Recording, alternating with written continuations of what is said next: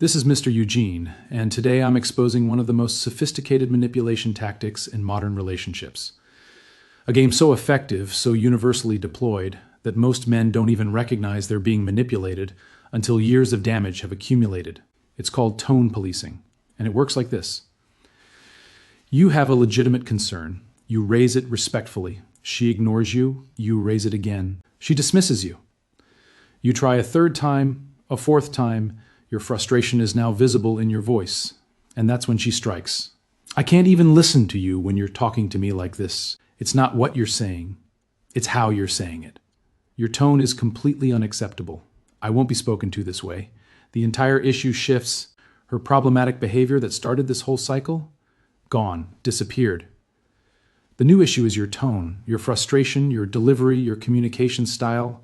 You end up apologizing for being upset about real problems. She never addresses the behavior that made you upset. And the pattern repeats next week, next month, forever. This is tone policing.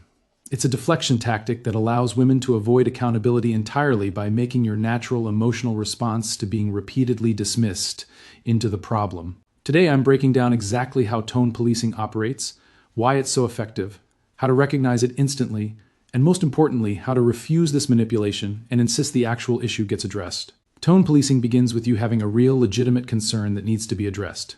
She overspent significantly beyond budget. She disrespected you publicly. She broke an agreement or commitment. She made a unilateral decision affecting the family. This is real, objective, affects the relationship negatively, needs to be discussed. You're not imagining it, not being oversensitive. You have genuine issue that partners should be able to address. You raise the concern exactly how the communication experts say to. Calm tone. I statements. Focus on specific behavior, not character. No attacking or name-calling. Respectful language, seeking understanding and resolution. I noticed we're $2,000 over budget this month. Can we talk about what happened? I'm concerned about our savings goals. Perfect communication, respectful, clear, adult. She doesn't engage with the actual issue. Instead, she ignores it completely with no response and changes subject, or dismisses it with, it's fine, don't worry about it, or minimizes it with, you're making a big deal out of nothing, or postpones it with, we'll talk about it later, then never brings it up. This is the test. She's seeing if you'll drop it. Many men do. They don't want conflict. They accept the non-response and move on. But if it's actually important, you don't drop it. You try again. Different approach, maybe. Different timing. Still calm.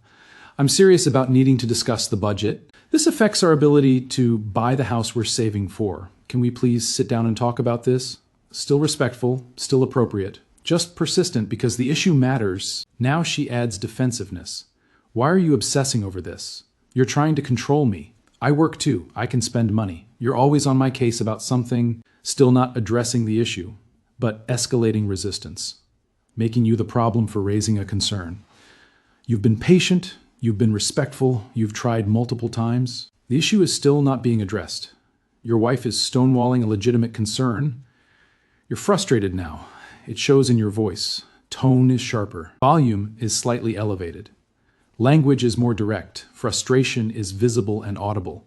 You're not yelling, not being verbally abusive, not calling names, just displaying the completely natural human response to being repeatedly dismissed by someone who's supposed to be your partner. This is what she's been waiting for. Your frustration. Because now she can deploy tone policing. Don't you dare speak to me in that tone. I can't even listen to you when you're yelling at me. Your tone is completely unacceptable. This is verbal abuse. I won't be talked to like this. The entire focus shifts. The issue is no longer her overspending. It's your tone, your raised voice, your frustration, your communication style. She won. The game is over. The next several days are spent addressing your tone. She gives you silent treatment. She tells friends and family you yelled at her. She withholds intimacy. She makes it clear your behavior was unacceptable. You apologize. I'm sorry I raised my voice. I'm sorry for my tone. I shouldn't have gotten so frustrated. Peace is restored. She accepts your apology. Things return to normal. But her original behavior, the overspending, never got addressed, never got acknowledged, never got changed. Next month, same behavior from her. You try to address it. Exact same cycle. Eventually, you learn raising concerns about her behavior leads to being tone policed. So you stop raising concerns, she's successfully trained you into silence. Let me explain the psychology that makes this manipulation devastatingly effective. Tone policing works because there's a grain of truth to build the manipulation on. Your tone did change. You did raise your voice. You did sound frustrated. These things are factually true. But they're being used to obscure a larger truth. You only got frustrated after being dismissed multiple times about a legitimate concern. The small truth, tone changed, gets used to hide the big truth. She refuses to address real issues. Because there's factual basis for the accusation, it's harder to refute. But you did raise your voice becomes the defense against examining why you raised your voice. Frustration is a normal human emotion. It's the natural response to being repeatedly dismissed, ignored, or stonewalled. Tone policing weaponizes this normal emotional response. Your frustration becomes evidence you're the problem. Your natural human reaction to dismissal becomes proof of your character flaw. This is psychological manipulation, taking your normal emotion and reframing it as abuse, aggression, or character defect. Tone policing creates false equivalence between her problematic behavior and your frustrated response to that behavior. Her behavior is overspent $3,000, breaking budget and trust. Your response is raised voice after being dismissed 3 times. Tone policing treats these as equal or makes your response worse than her behavior. Yes, she overspent, but you yelled at her creates equivalence. Often it goes further. The real problem is how you reacted. This false equivalence obscures that one is the problem and one is the response to the problem. When tone policing works, she gains complete control. She determines what's an acceptable tone. If your tone is unacceptable, the conversation ends. She never has to address uncomfortable topics because she can always find your tone unacceptable. This creates an impossible situation. You can only discuss her behavior if you maintain perfect emotional control despite her deliberately creating frustration through stonewalling. When she tells others about the conflict, she has evidence. He yelled at me. His tone was so harsh. He was mean to me. She's not lying. You did raise your voice. Your tone was frustrated. What she omits is she created that frustration through repeated dismissal of legitimate concerns. She manufactured the situation specifically to get this reaction. But her friends and family only hear he yelled at her. They validate her victimhood. Confirm you're the problem. She genuinely believes she's not the problem because tone policing allows her to maintain this belief. She engaged in problematic behavior, but she doesn't have to face that because the conversation became about your tone. She never has to examine her behavior, take accountability, or feel bad about what she did. Her self-image as good person remains intact. Picture this, dead bedroom situation, 2 months since last intimacy. He's tried everything, finally addresses it directly. He says gently, I'm feeling really disconnected from you.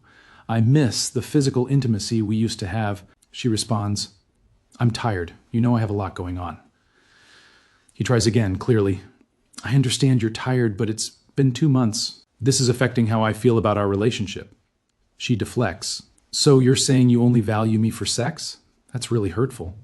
He tries direct approach. That's not what I'm saying. Physical intimacy is important for connection. We need to address this. She resists.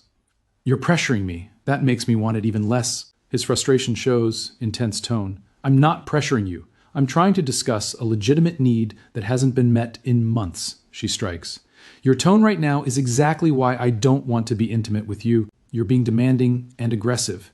He apologizes for his tone, stops bringing up intimacy. Bedroom dies completely. She occasionally comments they never have sex anymore. Zero awareness she killed it through tone policing. After years of tone policing, something breaks inside men. After repeated tone policing, men learn that showing any frustration, irritation, or intensity is punished. They become emotionally flat, monotone, completely controlled at all times, not because they don't feel, because they've learned that feeling is weaponized against them. This creates the emotionally unavailable man women complain about. She created him by tone policing any emotional expression that wasn't perfectly controlled. The goal of tone policing is to make men stop raising concerns. It works. After enough cycles of raising issue, being dismissed, showing frustration, being tone policed, apologizing, men stop raising issues. They see her problematic behavior. They say nothing. They absorb it silently. Not because the behavior doesn't bother them, because addressing it has been trained as more painful than enduring it. All those unaddressed issues don't disappear. They accumulate as resentment. Resentment at her behavior continuing unchecked.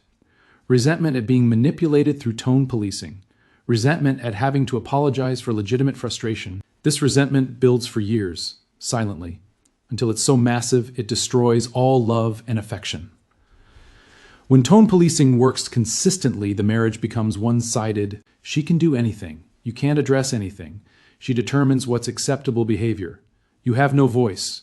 This isn't partnership. This is dictatorship, where one person controls reality and the other person has no input. Men living in this dynamic become shells, withdrawn, silent, dead inside, just surviving. Boys watching this learn expressing frustration is wrong. You must be perfectly controlled at all times. Your concerns don't matter. Marriage means being silenced. Girls watching this learn you can avoid accountability by attacking how someone communicates. You can control men by policing their emotions. Both lessons destroy their future relationships. Here's how to identify tone policing instantly.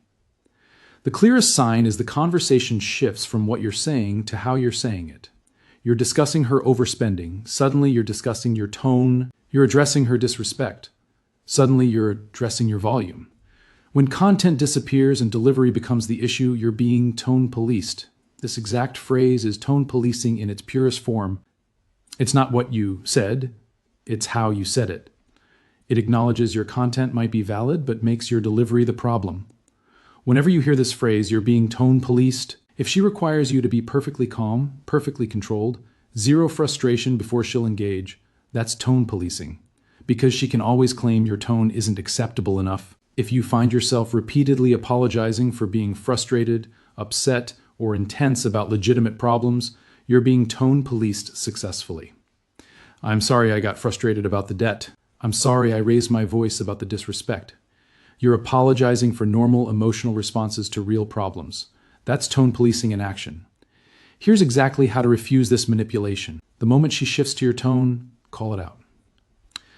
You're tone policing right now. You're making this about my delivery because you don't want to address the overspending. I'm not falling for it. Address the actual issue. Naming the tactic directly disarms it. She can't continue the manipulation once you've identified it clearly. She'll deny it. Hold your ground. My tone is frustrated because you've dismissed this issue 3 times. We're discussing the overspending, not my tone. When she demands apology for your tone, refuse, I'm not apologizing for being frustrated. Frustration is the natural response to being repeatedly dismissed about a legitimate concern. I'll discuss the issue when you're ready, but I won't apologize for my emotional response to your stonewalling. This breaks the pattern. She expects the apology. When you don't give it, the game cannot proceed. You can acknowledge the truth while redirecting to the actual issue. She says your tone is unacceptable. You respond. My tone changed because I'm frustrated after raising this issue respectfully 3 times and being dismissed each time. We can discuss why I'm frustrated, or we can discuss the overspending that caused the frustration. Choose. This acknowledges reality while refusing to make your tone the primary issue. After several cycles, make the pattern explicit. Here's what keeps happening. I raise a concern calmly. You dismiss it. I raise it again. You deflect. I show frustration. You make my tone the issue. I apologize. Your behavior never gets addressed. This is a pattern. We need to break it. If tone policing continues, set clear boundary. If you can't address legitimate concerns without making my delivery the issue, we need counseling. If you refuse counseling, I need to reconsider this relationship. I will not live the rest of my life being silenced through tone policing. Real boundary, real consequence, real willingness to enforce it. When a woman consistently deploys tone policing, it reveals something important. She's willing to manipulate rather than face truth. She cannot handle being wrong about anything. She doesn't respect you. She sees you as adversary to defeat, not partner to build with. Tone policing is one of the most effective accountability avoidance tactics in modern relationships. You have legitimate concern, you raise it respectfully, she ignores and dismisses, you persist, you show natural frustration, she makes your tone the issue, you apologize, her behavior never gets addressed. This works because it exploits grain of truth, weaponizes normal emotion, creates false equivalence, shifts all power to her, provides social proof. The long-term destruction is men suppress all emotion. Men stop raising issues entirely. Massive resentment accumulates. Marriage becomes dictatorship. You recognize it when issue shifts from content to delivery. It's not what you said, it's how you said it. perfect control required for discussion, always apologizing for being upset. You counter it by naming it directly, refusing to apologize for justified frustration, acknowledging and redirecting, making the pattern explicit, setting clear boundaries. Tone policing destroys marriages. It prevents problem solving. It silences men. It protects dysfunction. It creates resentment that kills all love. Don't accept it. Don't apologize for justified frustration. Don't let your natural emotional responses be weaponized against you. Insist the actual issue gets addressed. If she cannot engage without tone policing, the relationship needs serious intervention or needs to end. Men, have you been tone policed in your relationship? How many times did you apologize for being upset about real problems before you realized you were being manipulated? Subscribe for the manipulation tactics exposed and the tools to maintain your dignity.